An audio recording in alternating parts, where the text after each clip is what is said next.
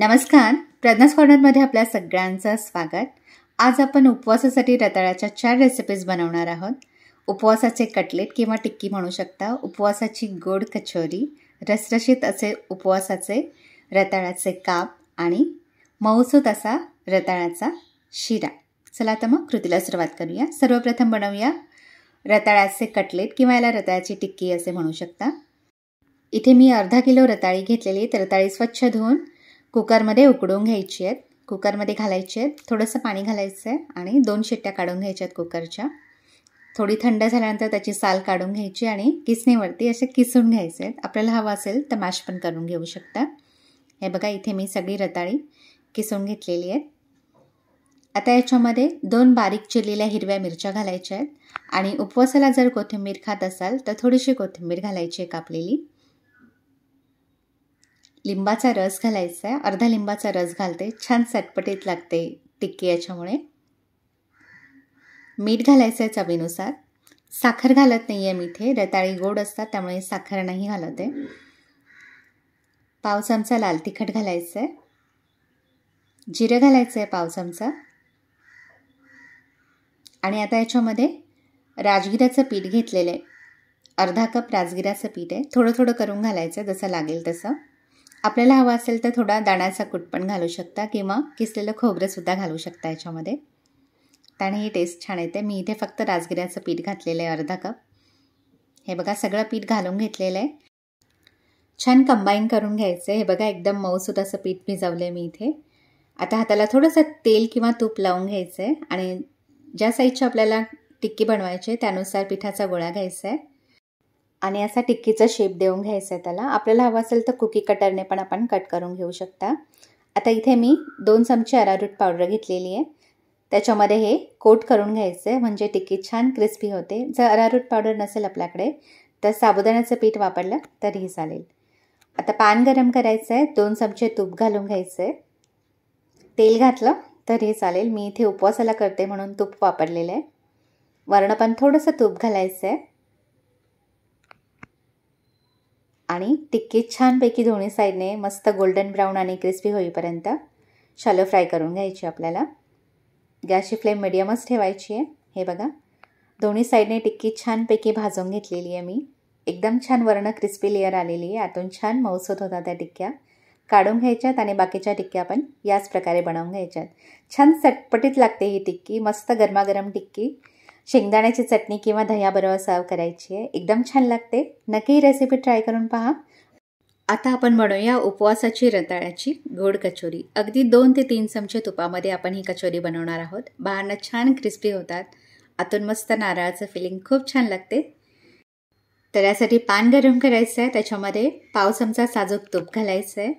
2 चमचे इथे काजूचे तुकडे आणि मनुक्याचे तुकडे करून घेतलेत. ते अर्धा मिनिटासाठी आपल्याला छान तुपावरती परतवून घ्यायचे आहेत. आता याच्यामध्ये अर्धा कप ओला नारळ किसून घातला आहे मी इथे. आपल्याला हवं असेल तर खवून पण घालू शकता. अर्धा मिनिटासाठी तुपावरती छान परतवून घ्यायचं आहे. आता याच्यामध्ये 3 चमचे साखर घालायची आहे. साखरेच्या ऐवजी गूळ घातला तरीही चालेल आणि साखर विरघळेपर्यंत आपल्याला हे शिजवून घ्यायचं आहे. हे बघा, अगदी 2-3 मिनटं लागतात, जास्त वेळ लागत नाही. आता याच्यामध्ये थोडीशी वेलची पूड घालायची, अगदी पाव चमचा. मिक्स करून घ्यायचं आहे. इथे आपलं कचोरीचं फिलिंग रेडी झालेलं आहे. आता इथे मी 2 मीडियम साईजचे रताळे उकडून घेतलेले आहेत आणि त्याची साल काढून घेतलेली आहे. आता ते किसणीवरती किसून घ्यायचे आहेत किंवा मॅश करून घ्यायचे आहे. हे बघा, इथे मी सगळी रताळी किसून घेतलेली आहे. आता याच्यामध्ये अगदी चिमूटभर मीठ घालायचं आहे आणि अरारूट पावडर घेतली इथे मी 3 चमचे, ती घालून घ्यायची आहे. हे सगळं एकत्र करून घ्यायचं आहे आणि एकदम मऊसूत असं पीठ आपल्याला भिजवून घ्यायचं आहे. हे बघा, 3 चमचे अरारूट पावडर पुरेशी होते. सगळं व्यवस्थित मिक्स करून घेतलेलं आहे. आता हाताला थोडंसं तूप लावून घ्यायचं आहे किंवा तेल लावून घ्यायचं आहे. पारी बनवून घ्यायची आहे आणि त्याच्यामध्ये हे फिलिंग भरून घ्यायचं आहे. 1 ते 1.5 चमचा हे फिलिंग भरायचं आहे त्याच्यामध्ये. व्यवस्थित पॅक करून घ्यायचं आहे. हे बघा, कचोरीचा शेप देऊन घ्यायचा असा. सगळ्या कचोऱ्या याच प्रकारे बनवून घ्यायच्या आहेत आणि इथे अरारूट पावडर घेतली आहे, त्याच्यामध्ये कोट करून घ्यायच्या आहेत म्हणजे वरनं छान क्रिस्पी होतात कचोऱ्या. हे बघा, इथे सगळ्या कचोऱ्या मी अरारोट पावडरमध्ये कोट करून घेते. अरारोट पावडरच्या ऐवजी साबुदाण्याचं पीठ वापरलं तरीही चालेल. इथे सगळ्या कचोऱ्या बनवून घ्यायच्या आहेत आणि अरारोट पावडरमध्ये कोट करून घ्यायच्या आहेत. छान क्रिस्पी होतात वरनं. मग आपण ह्या डीप फ्राय करणार नाही आहोत. अगदी आप्पे पात्रामध्ये 2 चमचे तुपामध्ये आपण ह्या शालो फ्राय करून घेणार आहोत. हे बघा, आप्पे पात्र गरम करायचे, त्याच्यामध्ये 2 चमचे तूप घालून घ्यायचे. हे बघा, थोडं थोडं तूप घालायचं आहे आणि कचोऱ्या याच्यामध्ये घालून घ्यायच्या आहेत. लो टू मीडियम फ्लेमवरती आपल्याला शालो फ्राय करून घ्यायचे आहेत. म्हणजे बाहेरनं छान क्रिस्पी होतात आणि एकदम छान चविष्ट लागतात ह्या कचोऱ्या. उपवासासाठी काही गोड खायचं असेल तर अगदी 15 मिनिटामध्ये या स्वादिष्ट कचोऱ्या बनवू शकता. हे बघा, सगळ्या साईडने अशा गोल गोल फिरवून घ्यायच्या आहेत आणि छान गोल्डन ब्राऊन आणि क्रिस्पी होईपर्यंत आपल्याला शालो फ्राय करून घ्यायच्या आहेत. हे बघा, जास्त वेळ लागत नाही, अगदी 5 मिनिटामध्ये कचोऱ्या शालो फ्राय होतात. हे बघा, छान गोल्डन ब्राऊन कलर आला आहे. तर नक्की ही रेसिपी ट्राय करून पहा. आता आपण बनवूया उपवासाचे रताळ्याचे गोड काप. यासाठी मी 2 रताळी इथे स्वच्छ धुवून घेतलेली आहे. तर रताळी आधी अर्धा तास पाण्यात भिजवत ठेवायची आणि स्वच्छ धुवून घ्यायची. आता याचे काप करून घ्यायचे आहेत. हे बघा, मी ते स्लाइस करून घेते. थोडंसं जाडसरच करायचं, एकदम पातळ स्लाइस करायचं नाही आहे. हे बघा, असे स्लाइस करून घेतलेले आहेत मी. आता पॅन गरम करायचं आहे, त्याच्यामध्ये साजूक तूप घालून घ्यायचं आहे. 2 चमचे तूप घातलेले आहे मी इथे. तूप गरम झालं का आपल्याला रताळ्याचे स्लाइस केलेले आहेत त्याच्यामध्ये घालून घ्यायचे आहेत. हाय फ्लेमवरती 2 मिनिटासाठी आपण हे तुपावरती छान परतवून घेणार आहोत. हे बघा, याचा हलकासा रंग बदलला आहे. आता याच्यावरती झाकण ठेवायचं आहे आणि 3 मिनिटं आपण हे छान शिजवून घ्यायचे आहेत आपल्याला वाफेवरती. हे बघा, एक 60 ते 70% रताळी आपल्याला छानपैकी शिजवून घ्यायचे आहेत. आता याच्यामध्ये गूळ घालायचं आहे. मी इथे 3 चमचे गूळ घातलेला आहे. आपल्याला हवा असेल तर साखरसुद्धा घालू शकता. गुळाने टेस्ट अजून छान लागते. मिक्स करून घ्यायचं आहे. एखाद्या मिनिटासाठी परतवून घ्यायचं आहे. गूळ छानपैकी मेल्ट झाला आहे आता याच्यामध्ये. हे बघा, रताळ्याला गूळ छानपैकी कोट झालेला आहे. आता याच्यामध्ये अगदी चिमूटभर मीठ घालायचं आहे.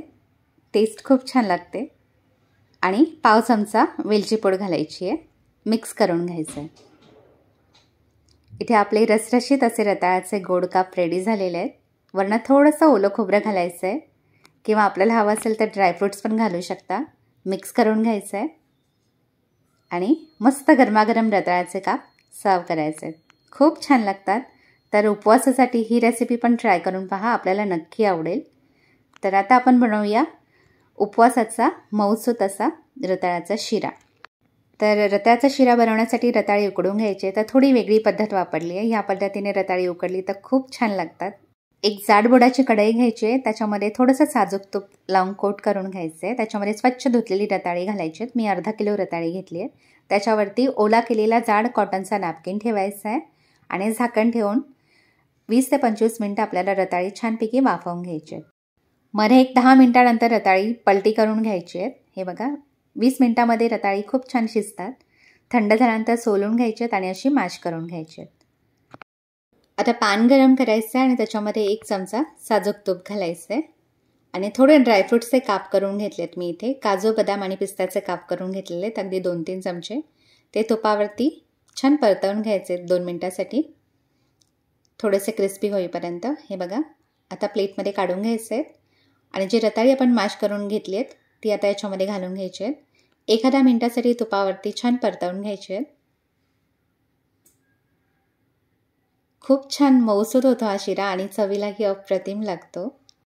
आता याच्यामध्ये मी पाव कप हलकशा गरम दुधामध्ये थोडंसं केसर भिजवलेलं आहे. ते दूध घालून घेते मी. टेस्ट आणि चवही खूप छान लागते केसर घातल्यामुळे. रंगही छान येतो. मिक्स करून घ्यायचं आहे. थोडीशी साखर घालायची. रताळी ऑलरेडी गोड असतात. अगदी 2-3 चमचे साखर घालायची आहे फक्त. मिक्स करून घ्यायचं आहे.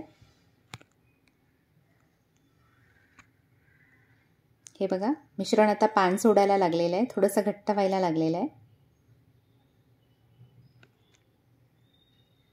आता थोडंसं साजूक तूप घालायचं, अगदी अर्धा चमचा, म्हणजे याला ग्लेज छान येतो. रताळ्याचा शिरा दिसतो पण छान आणि चव पण छान लागते. हे बघा, आता मिश्रण एकजीव झालेलं आहे. इथे आपला शिरा रेडी होत आलेला आहे. आता याच्यामध्ये जे आपण ड्रायफ्रूट्सचे काप भाजून ठेवलेत ते घालून घ्यायचे आहेत, मिक्स करायचं आहे आणि गरमागरम रताळ्याचा शिरा सर्व करायचा आहे. तर उपवासासाठी नक्की ह्या 4ही रेसिपी ट्राय करून पहा. खूप छान चटपटीत आणि स्वादिष्ट अशा रेसिपी आहेत. आषाढी एकादशी येते, त्यासाठी रताळ्याच्या ह्या रेसिपी नक्की बनवून पहा आणि कमेंट बॉक्समध्ये मला आपले रिप्लाय नक्की कळवा. आणि माझे व्हिडिओ आपल्याला आवडत असतील तर चॅनलला लाईक, शेअर आणि सबस्क्राईब करा.